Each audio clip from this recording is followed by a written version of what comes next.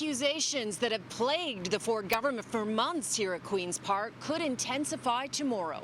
That's when Ontario's Auditor General will release the results of her investigation into the government's decision to open up parts of the Greenbelt for development. Critics have long said developers close to the Premier were tipped off. Doug Ford has consistently denied it. There's nothing to hide here. Doug Ford promised a number of times not to open up the Greenbelt, but after he was re-elected with a second majority, he changed course, removing close to 7,500 acres of land out of the protected zone for development. Said, folks, I'm not going to do it. Folks, I'm not going to carve up the Greenbelt. And what did he do after the election?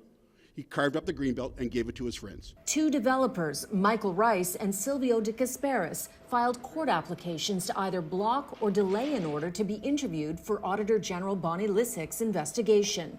Their companies paid millions for the impacted Greenbelt land before it opened up for housing. There's a few people who are going to get very, very rich off of this. The Premier maintains he had to change his mind and open up the Greenbelt to address the housing crisis and meet his government's target of building 1.5 million homes by 2031. We ran on building homes, we're going to build homes, and we're going to build thousands of homes. Critics, though, say paving over some of the country's best agricultural land that will also impact endangered species is not necessary to meet his targets.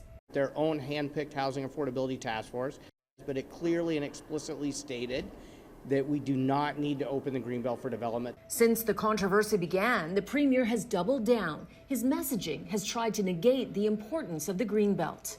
Just a big scam as far as I'm concerned. But it's possible the allegations are sinking in with voters and hurting the government. It lost 2 by-elections last month. Today, at an unrelated announcement, Ford's Minister of Labour didn't want to talk about whether the Greenbelt optics are hurting the government. We have a mission in this province, and that's to build 1.5 million homes. The Integrity Commissioner is also conducting an investigation, and critics have asked the OPP to investigate, which it has said it is determining if it is warranted. Premier Ford has already tried to diminish any potential damage contained in tomorrow's report by saying it's not within the Auditor General's mandate. He's sparred with Bonnie Lysyc in the past, telling her to stay in her lane. This, by the way, could be her last report. Her term ends in less than a month.